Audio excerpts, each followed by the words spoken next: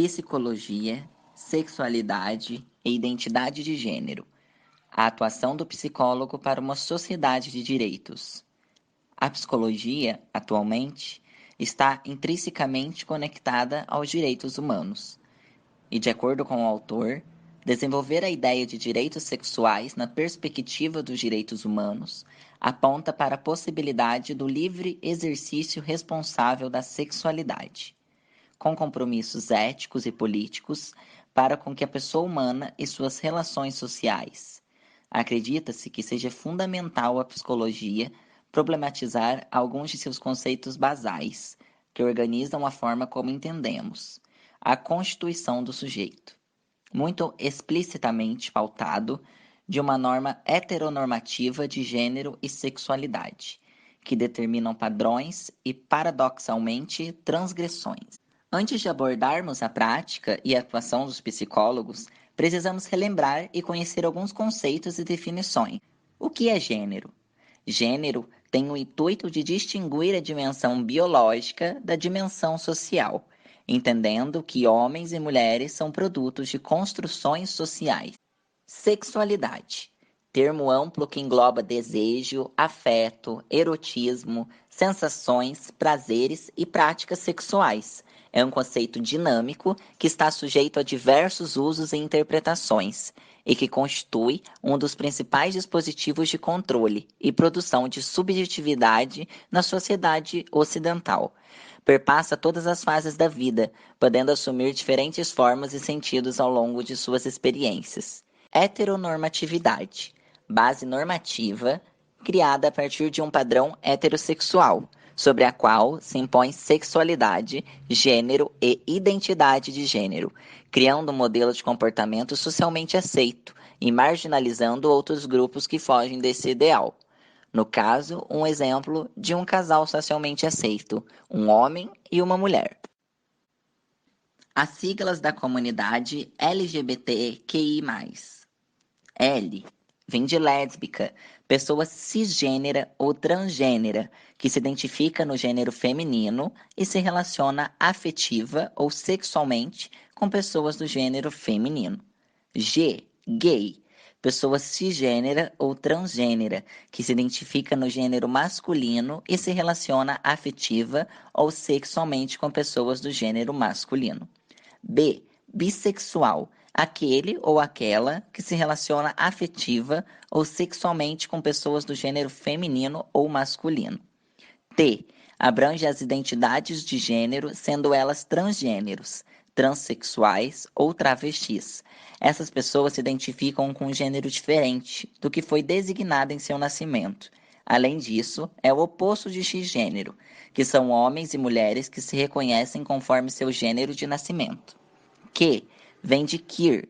Esse é um termo mais recente, que pode ser usado para definir pessoas fluidas, ou seja, que não se identificam com o feminino ou masculino e transitam entre os gêneros. Eles também podem não concordar com os rótulos socialmente impostos. I, intersexual, é um termo usado para designar uma variedade de condições em que uma pessoa nasce com uma anatomia reprodutiva ou sexual que não se encaixa na definição típica do sexo feminino ou masculino. Podemos encaixar aqui o que antigamente era chamado de hermafrodita. E o mais engloba todas as inúmeras possibilidades de orientação sexual e identidade de gênero. Encaixam-se aqui todas as outras variações nesse campo que já existem ou que ainda possam surgir, como o A de assexualidade ou P de pansexualidade. Identidade de gênero é a experiência subjetiva e social de cada pessoa com base no gênero vivenciado. Pode ter relação ou não com o gênero atribuído ao nascer, notadamente relacionado com o sexo designado. Se expressa principalmente a partir das identidades transgêneras, travestis e cisgêneras. Orientação sexual refere-se à capacidade de cada pessoa sentir-se atraída sexual, afetiva ou emocionalmente. É um processo completo e espontâneo, não entendido como questão de escolha ou opção. Cabe ressaltar que orientação sexual e identidade de gênero são reconhecidas, mediante a Portaria 1707 de 2008, como determinantes e condicionantes da situação de saúde. Dividiremos este vídeo em 3 pautas: sexualidade, identidade de gênero e psicologia. Vamos começar pela sexualidade. O que é sexualidade? Sexualidade são os princípios fundamentais de igualdade e liberdade que regem um direito da sexualidade. Direito à liberdade, à autonomia, integridade, privacidade e segurança do corpo sexual. Também direito ao prazer, expressão e associação. Direito às escolhas reprodutivas, livres e responsáveis. E direito à informação sexual livre de discriminações. A sexualidade ainda é tomada como critério para a classificação e hierarquização de famílias em diferentes planos. Heteronormatividade e concepções de família são 2 eixos que se cruzam e que trazem consequências importantes a respeito do acesso ou do impedimento das pessoas que constituem famílias aos direitos iguais.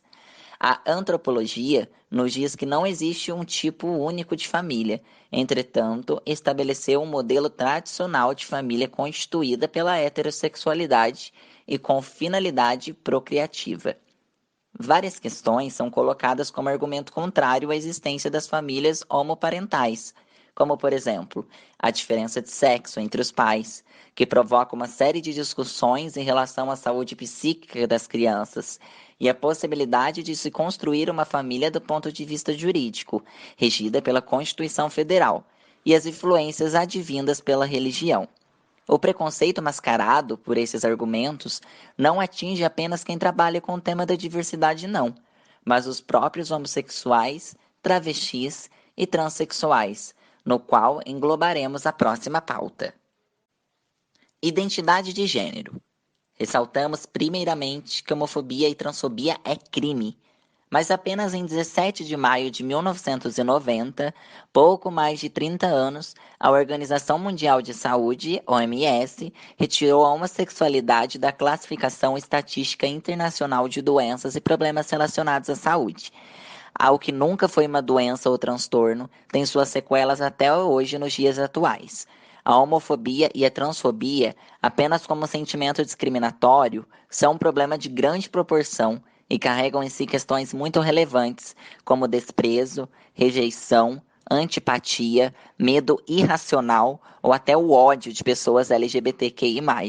Podemos citar desde a pressão familiar, bullying, exclusão religiosa, crimes de intolerância e ódio até a sua patologização. A patologização diz respeito ao ato de patologizar, que é transformar em doença ou anomalia, ainda que não seja.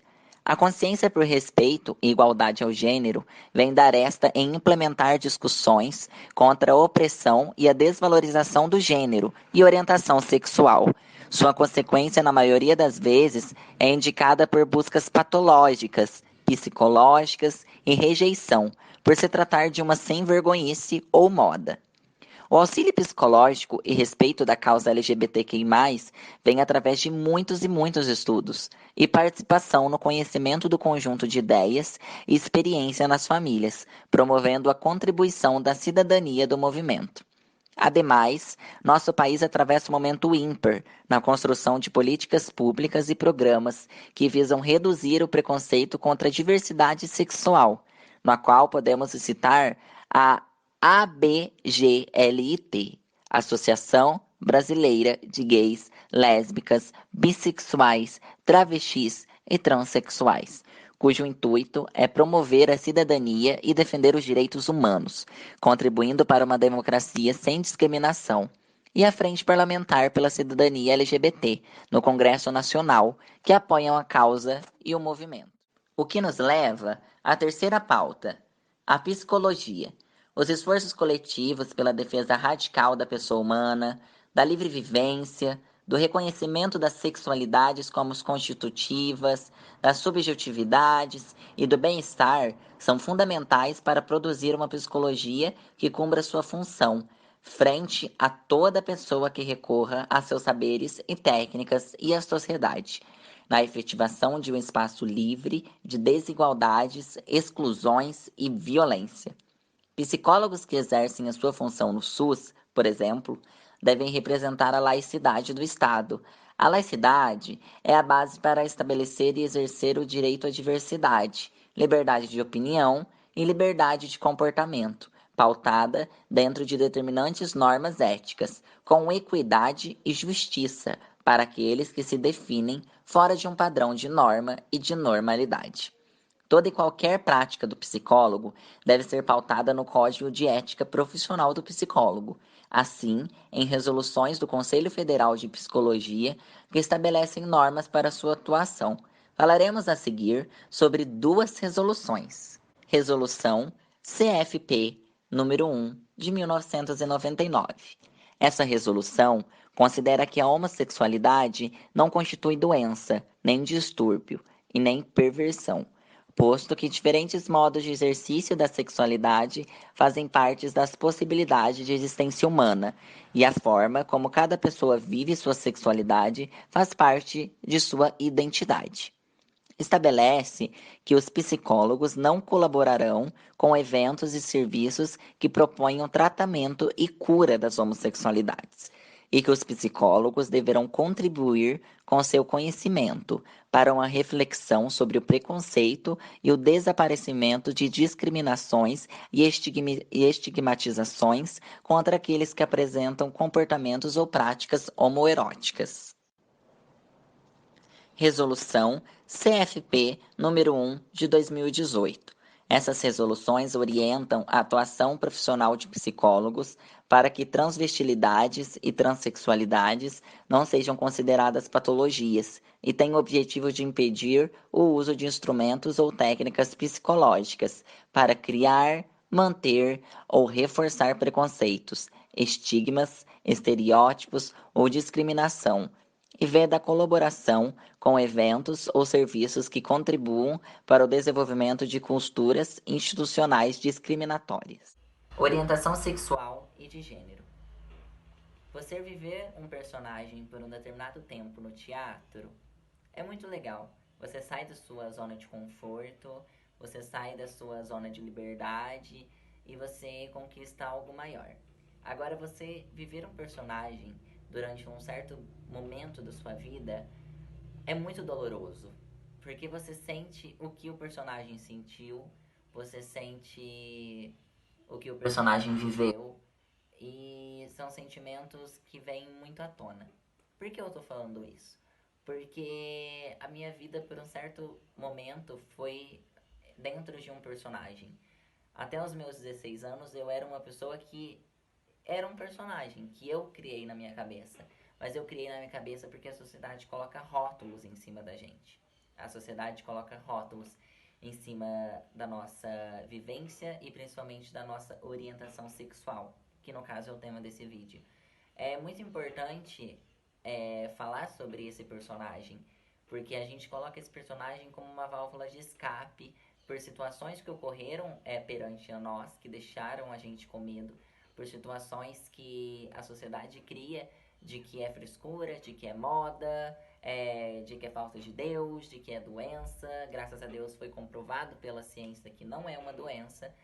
E eu estou falando isso aqui porque é muito importante na orientação sexual você ter o apoio. Eu, graças a Deus, tive o apoio da minha família, tive o apoio dos meus pais e principalmente da minha avó. Pra quem não sabe, eu fui criado pela minha avó e pelo meu pai, então eu sempre tive ela como minha figura materna mais próxima. E quando eu cheguei nela e contei sobre a minha orientação sexual, ela olhou pra minha cara e simplesmente falou: eu te acolho do jeitinho que você é. Eu não tenho medo do que você vai ser aqui dentro. Eu tenho medo do que a sociedade vai fazer pra você aí fora. E é o que muitas mães e muitos pais colocam em cima da gente. Eles colocam um medo, uma situação que a sociedade propõe, porque todos os dias a gente vê pessoas LGBTs morrendo por discriminação, por preconceito, por ódio. Então, eu acho que essa fala, essa atitude da minha avó marcou a minha vida, assim como marca outras pessoas também. Mas eu também recebi palavras de pessoas também próximas, que era falta de Deus, que eu ia ser internado, que era doença, que era mimimi, que era moda, que pessoas que me influenciaram, enfim. Eu tô passando aqui com esse relato para vocês para dizer que orientação sexual é uma coisa que vem de dentro. Quando a gente fala de orientação sexual, a gente fala de sentimentos, a gente fala de pessoas e, acima de tudo, a gente fala sobre traumas que a gente está vivenciando desde criança, quando você se nasce diferente. A partir do momento que você assume essa, não diferença, mas essa desigualdade que a sociedade propõe sobre você, a partir dali você começa a criar um sentimento mais forte. Eu hoje em dia, eu me amo, eu me aceito, e eu acho que isso é a coisa mais importante que tem dentro da nossa vida. Eu acho que a partir do momento que você se coloca, que você se prioriza, outras pessoas é, não atingem você da mesma maneira. Por exemplo, se alguém me chamar de bicha, de viado hoje, eu olho pra cara da pessoa e falo assim, querida, eu não sou bicha não, eu sou bichérrima, eu sou viadérrima. Por quê? Porque eu me amo, eu me aceito. E eu sinto que esse sentimento, essa orientação sexual, é uma orientação sexual de liberdade e, acima de tudo, de amor. Porque prova que a gente ama o outro ser humano acima do que ele é. Então a gente coloca as nossas necessidades, as nossas prioridades, os nossos sentimentos acima do amor, acima de qualquer outra coisa que a pessoa pode colocar. Então, a partir do momento que você se ama, você não aceita que outras pessoas falem por você. Esse é um grito por mim, pela comunidade e por todas as pessoas que sofrem ou já sofreram discriminação, preconceito com sua orientação sexual. O que a gente pede é igualdade e respeito. Devemos começar a amar, a fim de não adoecermos. Estamos destinados a cair doentes se, em consequência de frustrações, formos incapazes